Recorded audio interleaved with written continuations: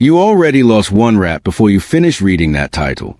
Because right now, somewhere on your property, a rat is not wandering blindly looking for food.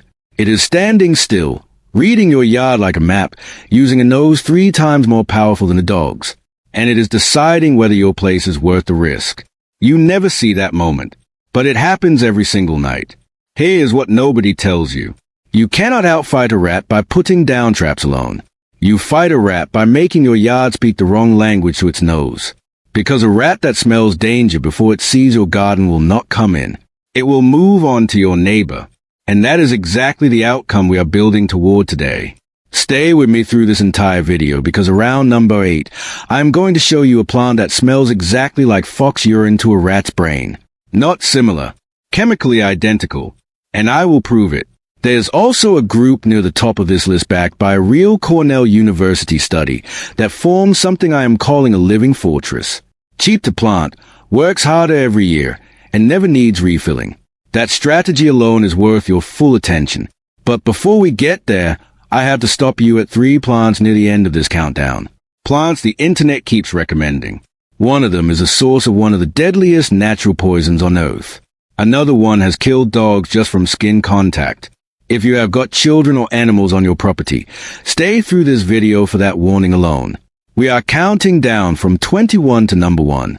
Number 1 is the single move I would make first if I had to start over from scratch. Let's go.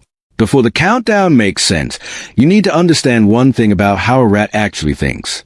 And once you understand this, the whole strategy clicks into place. A rat does not explore. A rat is afraid. Every new space it enters, it scans the air first. Predator nearby? Another rat already claiming this territory? Something chemically wrong with this place? If anything in that skin feels wrong, it does not investigate further. It retreats and finds some way easier. The rat that survives is a rat that never takes chances. The plants on this list work 2 ways. Most of them flood the air with heavy oils that overwhelm that sensitive nose and bury the scent signals rats are hunting for. The food, the nesting material, the other rats. They cannot read the room, so they leave. A second group works differently. These plants are toxic or deeply bitter in the bulb. Burrowing rodents, voles, mice, they hit those roots once, taste them, and learn. They remember, and they rear out permanently. Here is the honest truth I will keep repeating throughout this video because I respect your time. The concentrated oil is always more powerful than the living leaf. A plant in the ground is the slow, gentle version of this. That is fine. That is actually how we want to use it.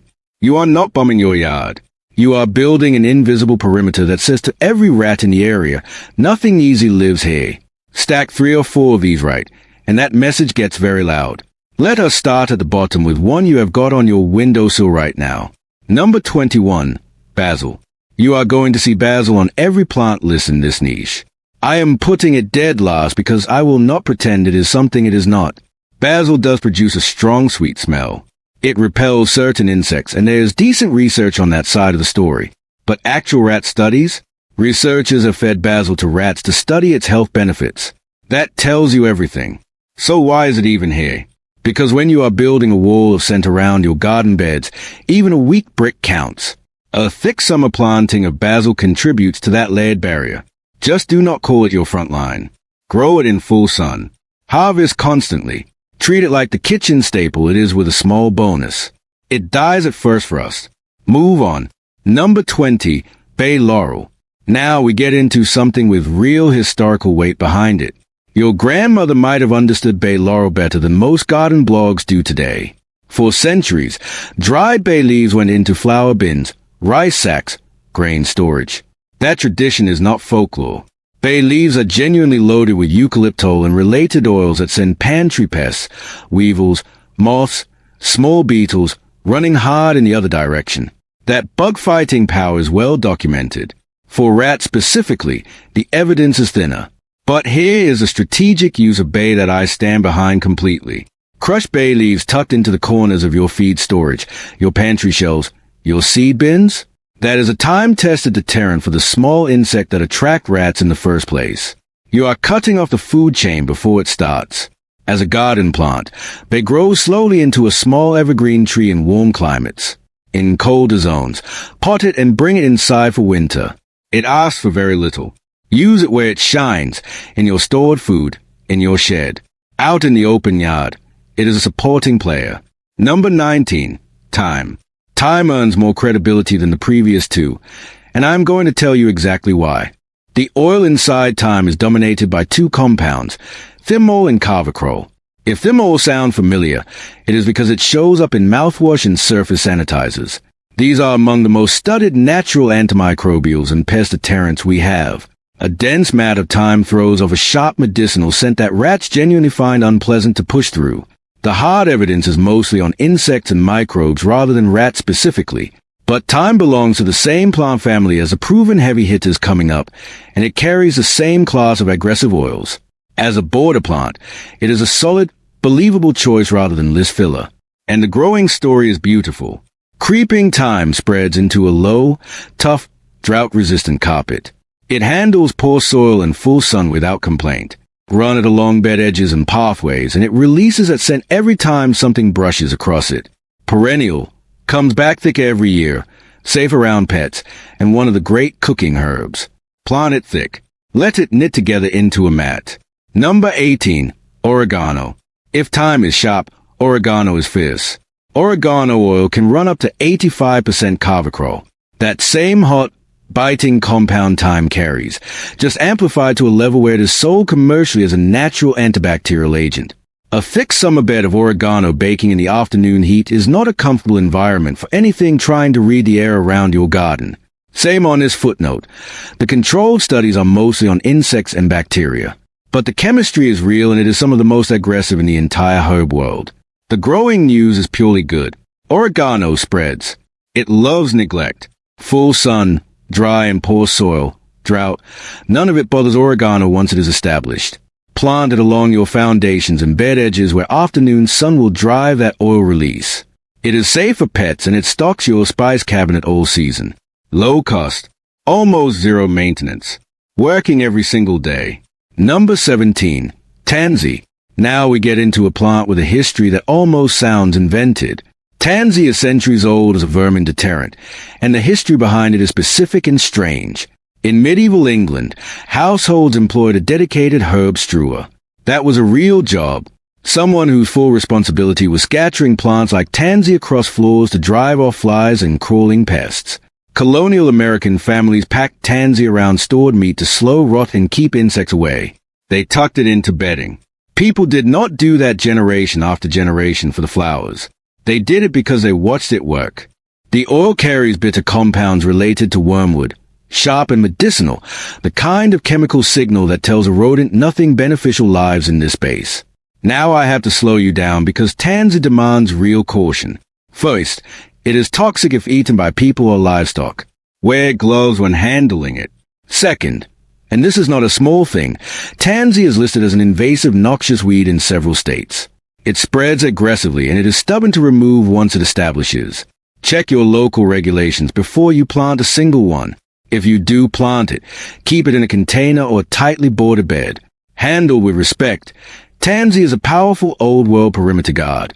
Handled carelessly, you trade a rat problem for a weed problem that lasts a decade. Number 16. Lemongrass. Lemongrass surprises people, and it earns its place with one very specific advantage that most plants on this list do not have. In a Thai research study testing multiple plant oils on rodents, peppermint produced a strong initial response but faded within about a week as the volatile compound evaporated. Lemongrass kept working. That staying power is the entire point. You are not resetting your defense every 7 days. The smell is bright, sharp, citrusy, pleasant to us and genuinely overwhelming to a rat trying to read the air. The main limitation is cold. Lemongrass will not survive a hard freeze. In warmer climates, it thrives in the ground. In northern zones, grow it in a large container, position it beside your doors and foundation through the warm months, then move it to shelter before first frost. It comes back reliably and you can cook with it. Double duty. Number 15. Eucalyptus. If you want hard laboratory proof rather than tradition and chemistry reasoning, this is the plant that delivers it. Researchers ran a controlled study on house rats using eucalyptus oil. The rats were given a choice, Food treated with eucalyptus oil on one side, plain food on the other. They avoided the eucalyptus side at every concentration tested. Every single time. The compound doing the work is eucalyptol, and it hits a rat's sensory system like dense fog that blocks every signal it needs to navigate. So why is it not number one? Two honest reasons. Eucalyptus is a full-size warm climate tree, not a tidy shrub. Most properties cannot accommodate that. And the leaves and oil are toxic to pets and children if consumed. Here is a practical move for most growers. You do not need the tree. Use eucalyptus oil. Soak cotton balls and tuck them into the gaps along your foundation, the corners of your shed, beneath your deck.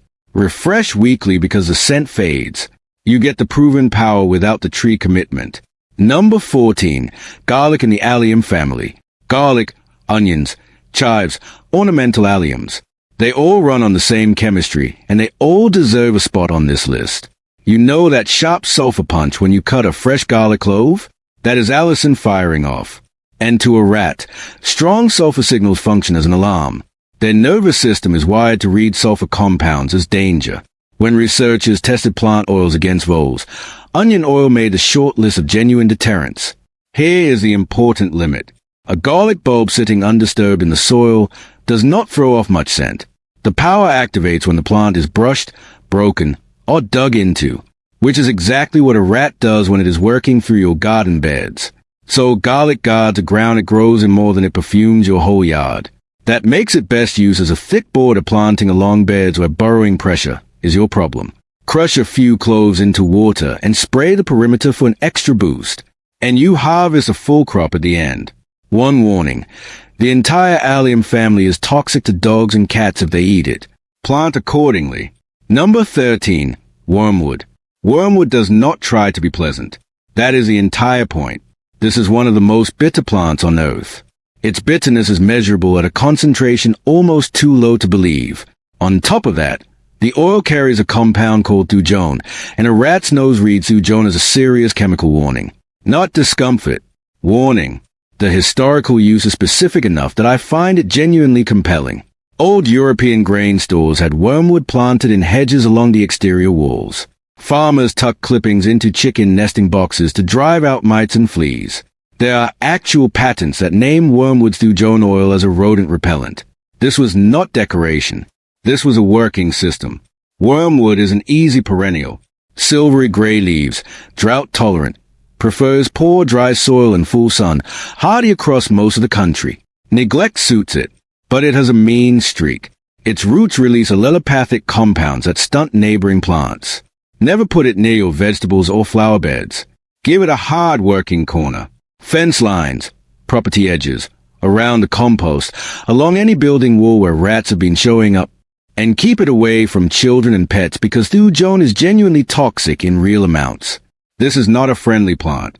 It is a god plant. Position it like one. Number 12. Catnip. Here is one that is almost funny when you think through how it works. Catnip's active compound, nepotalactin, has been tested directly against DEET in mosquito repellent studies. That part of the story is solid science. For rats, the repellent effect is softer, and I will not oversell it. But catnip works a second way that nobody talks about. Catnip is a magnet for cats. And a yard that cats actively patrol is a yard where rats will not feel safe. Not because of the smell, but because a natural predator is actually present, moving through the space, leaving scent markers, creating genuine threat signals. You are not simulating danger. You are inviting the actual predator. Tough perennial. Grows in sun or shade. Comes back every year. Fair warning. It is in the mint family and it will spread. Give it a boarded bed. Plant it near your barn, your shed, anywhere you would benefit from regular feline visitors. Let the biology do the work. Number 11. Sage. Sage is a quiet workhorse and your first step into the heavy hitters. It belongs to the same plant family as mint and rosemary and carries that same category of camphor-heavy, medicinal oils that rats consistently find harsh and disorienting. The rat-specific research on sage is thinner than I would like, but the chemistry is identical to the plants that do appear in studies, and generations of farmers have run sage along their garden borders for exactly this reason. What makes sage worth the spot is how little it demands. Tough perennial, drought-tolerant once established. Poor soil, full sun, genuine neglect. It keeps going. Run your hand across it on a warm afternoon, and you will get a wave of earthy oil lifting off the leaves. That is the signal. That is what a rat encounters when it tries to move through your border planting. Trim it regularly because every fresh cut releases a new burst of scent. Pruning makes sage stronger, not weaker, and it is one of the best cooking herbs you can grow. A sage border earns its place twice over. Number 10. Rosemary. Of everything on this list, rosemary might be the most practically complete choice. Mediterranean farmers planted rosemary near their grain stores for hundreds of years, and the reason was simple. It worked. The plant is packed with eucalyptol and camphor, the same compound that showed up in that eucalyptus rat study I told you about. On a hot day, a mature rosemary bush practically steams those compounds into the surrounding air. To us it smells like a Sunday roast. To a rat trying to navigate by scent, it is a wall. Here is what elevates rosemary above most options on this list. In milder climates, it is evergreen. That means it is working in January, not just July. It handles drought, poor soil, and full sun without asking for anything in return. Cold hardy varieties. Look for names like ARP or Hill Hardy. Push it into colder zones than most people expect. And here is the one that matters most to a lot of you. Of every plant on this entire list, rosemary is the one your vet is not going to worry about. Safe around dogs, cats, and horses. If you have animals on your property, this is your guilt-free first choice. Plant it at the corners of raised beds, beside doorways, flanking shed entrances. Let it grow into a real bush. A fragrant, year-round, animal-safe barrier that also seasons your dinner. It does not get more practical than that. We are now entering the part of this list where plants stop merely smelling bad to rats and start being genuinely dangerous for them to encounter. Everything from here forward either carries a Cornell University study or belongs to a plant system that does. Pay close attention. Number 9. Grape Hyacinth. This is where a real university study enters the conversation. Cornell researchers ran a controlled trial offering captive rodents 30 different bulb varieties to determine which ones they would eat and which ones they would leave alone. Grape Hyacinth landed firmly in the leave it alone category. The rodents tested it and walked away. That is not garden law. That is a controlled study. Here is how to think about this entire group of plants, because it is different from everything before it. Grape Hyacinth does not perfume your yard and shoo rats off the property. It works because it is toxic and bitter at the root. A burrowing rodent, a mouse or a vole, hits that bulb, tastes what is there, and stops digging. That makes these bulbs bodyguards for your other plants. Grape Hyacinth is dead simple to grow. Plant the small bulbs in autumn. Sun or partial shade.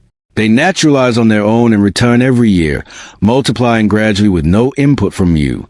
The one caution is that they spread enthusiastically. Put them where a growing patch works in your favor. Number 8. Snowdrops. Small, early, and rodents will not touch them. Snowdrops are the flowers that push through the loss of the snow at winter's end. They belong to the same family as daffodils, and they carry the same active defense, a toxic compound called ricin concentrated in the bulb. In that same Cornell study, snowdrops landed in the rodent-resistant group. They also carry a second natural compound that decays insects. So these are not just passively left alone. They are actively avoided. This is not about scent. This is about being a bad meal that rodents learn not to repeat. Wonderfully low maintenance. Plant in autumn.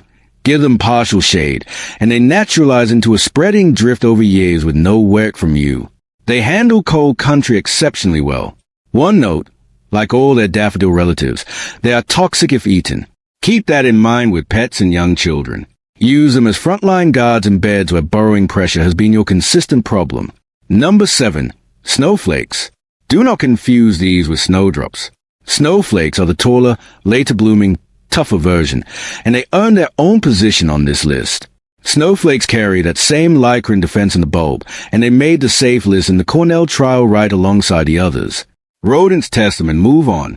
What justifies a separate entry is adaptability. Snowflakes grow taller, up to 2 feet. They bloom later into spring, and they tolerate wet, heavy clay soil that would rot most other bulbs. That matters more than it might sound. A lot of you have low spots, damp corners, heavy ground where the prettier bulbs simply do not survive. Snowflakes will. They let you extend your burrowing rodent defense into exactly the problem areas you could not plant before. Plant in autumn, sun or partial shade, and let them naturalize. They come back for decades. Same toxic caution as the rest of the bulb family. Number 6. Crown Imperial. This is a plant that sounds invented. It is real. It is proven. And the biology behind it is genuinely remarkable. Crown Imperial is a tall, dramatic bulb flower. A thick stalk top with a crown of orange or yellow bells. Beautiful in the garden. But the magic is in the smell, and this is a part that stopped me when I first researched it. This plant produces a distinct musky, skunky odor that scientists have traced back to a single sulfur compound. And that compound is one of the primary components of fox urine. Read that again. A rat walks up to this flower and its nose says, "A fox lives here." Not smells like danger. Chemically registers as a predator actively marking this territory. The rat survival instinct fires without any ambiguity and it turns around. On top of the scent, the bulb itself is toxic. So a digging rodent that somehow gets past the scent signal encounters a bulb it cannot eat. 2 defenses in a single plant. And this is the one that held up in the Cornell study, landing clearly in the rodent-resistant group. Plant the bulb in autumn on its side over little sand so water drains away from it. It will rot in soggy ground so drainage is non-negotiable. Full sun, hardy in most of the country. It comes back every year and stands tall enough to make a genuine statement in any bed. That foxy scent is strong up close, planted a few feet from where people sit. Like all bulbs in this family, toxic if eaten. That is the mechanism that makes it work. Number 5. Lavender. Lavender earns its place through what it does to sensory overload. The compounds responsible for that clean, sweet smell we love, linalool and camphor, are the same compounds that flood a rat's olfactory system when it moves through a lavender border. A rat navigating by smell cannot afford that kind of interference. It is trying to read dozens of signals simultaneously, and lavender drowns all of them out. I will give you the same honesty I have given you throughout this video. The rat-specific laboratory research on lavender is thinner than its reputation. Deer and rabbits genuinely avoid it. For rats, the evidence is more traditional than clinical. But the chemistry is real. The mechanism is plausible, and lavender belongs in this system as part of the laid approach rather than as a standalone solution. What makes it worth planting regardless of the rat question is everything else it brings. A gorgeous low hedge, drought-proof once established, genuinely attractive to pollinators, almost zero maintenance as long as you give it one thing, sharp drainage. Lavender hates wet roots. Soggy winter soil kills more lavender than cold ever does. Plant it high, in lean or sandy ground, and do not overwater. In hot, humid southern climates, reach for Spanish lavender, which handles heat better than the classic varieties. Now stop, because before the top 4 plants on this list, I need to give you 60 seconds that could be the most important thing in this entire video. The internet has a rat plant problem. There are 3 plants that show up constantly in this niche, recommended by blogs and channels who clearly never read past a headline. These 3 are not just ineffective. 2 of them are genuinely dangerous to have on a property with children or animals. First, castor bean. People plant this for moles and rats. Castor bean is a plant that ricin comes from. Ricin is one of the most potent natural toxins known. The seeds look like attractive speckled beans. It can take just 1 milligram of ricin to kill an adult human. Children and animals have died from those seeds. And after all of that, it does not even reliably repel moles. Do not grow castor bean. Full stop. Second, pennyroyal. Sold as a flea and rodent repellent. Widely available, looks innocent. The oil is so toxic that a single tablespoon can cause seizures, organ failure, and death in a person.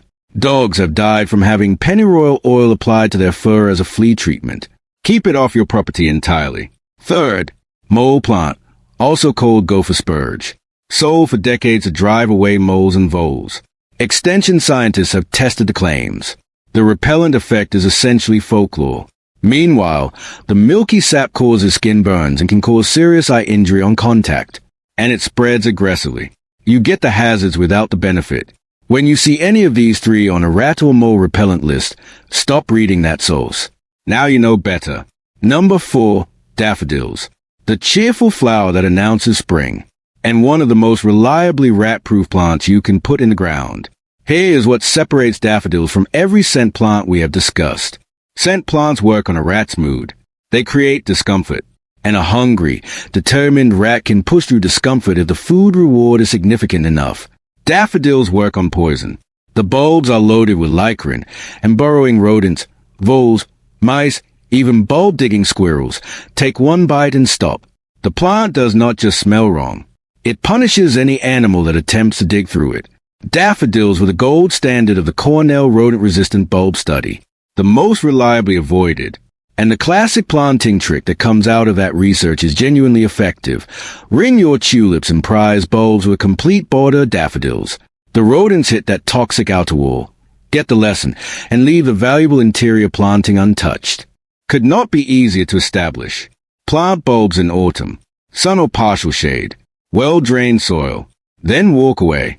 They come back stronger each year and multiply on their own, expanding their own defense perimeter without any effort from you. One clear caution: they are toxic if eaten, which is the entire mechanism.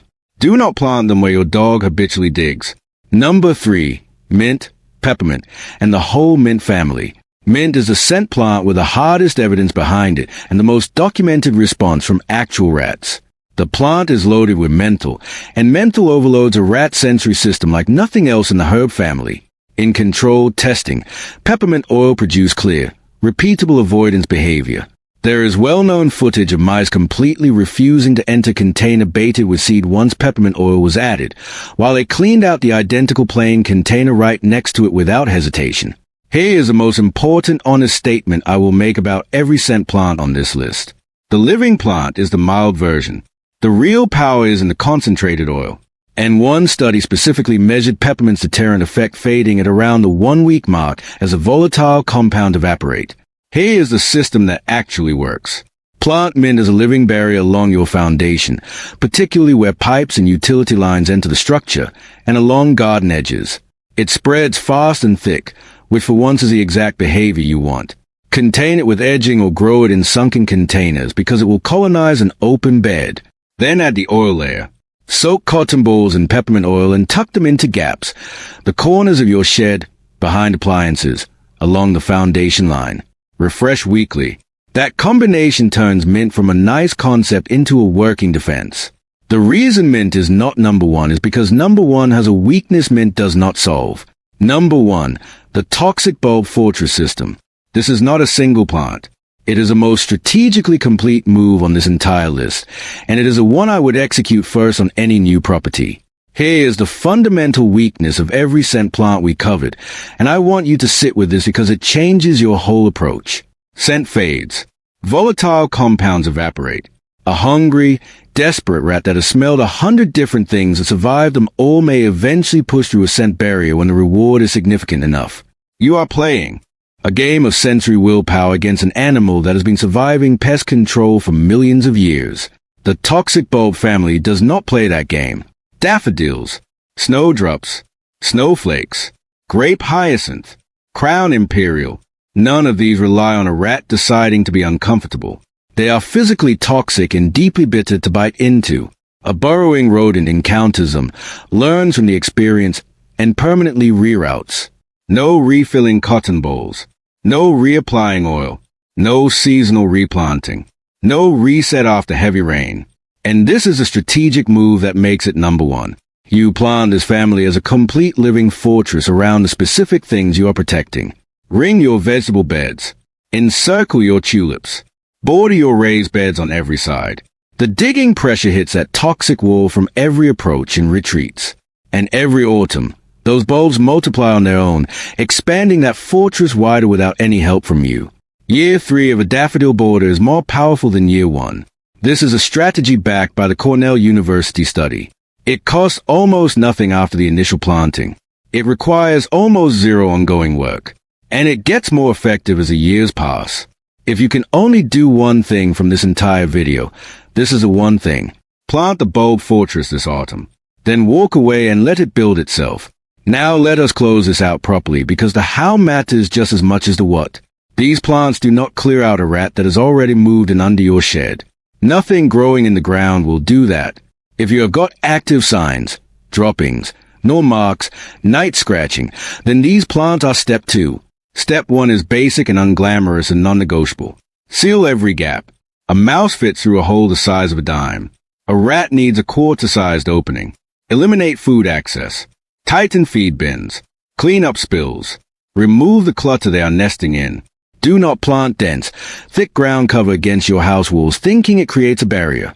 Extension professionals are consistent on this.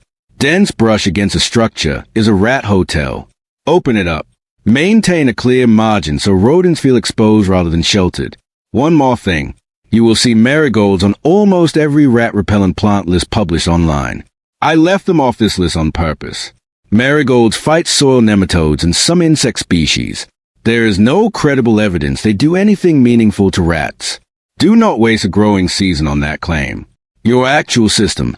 Scent border plants layered along foundations, entry points, and garden edges. Toxic bulb fortress around the beds and bulbs you are protecting. Sealed structure with cleared perimeter. Stack those 3 together and you are not hoping rats leave. You are making your property the wrong answer for every rat within range. That is the whole system. Now you have it. Before you go, one thing you do not want to miss. At the Yield Vault, we are building the complete working knowledge base for serious growers and small-scale farmers. Not the fluffy stuff. The strategies that actually hold up when you test them. Botanical deworming. Feed independence. Integrated pest systems. The plants that earn their place and the ones that will get you hurt. If you are not subscribed to the Yield Vault yet, you are already behind on content that your farming neighbors are watching right now. Every week, something practical. Every video, something you can act on the same day. Hit subscribe. Turn on notifications. Because the next video is going to change how you think about feed costs on a small operation, and you do not want to start it 3 weeks late when everyone else has already applied it. See you there.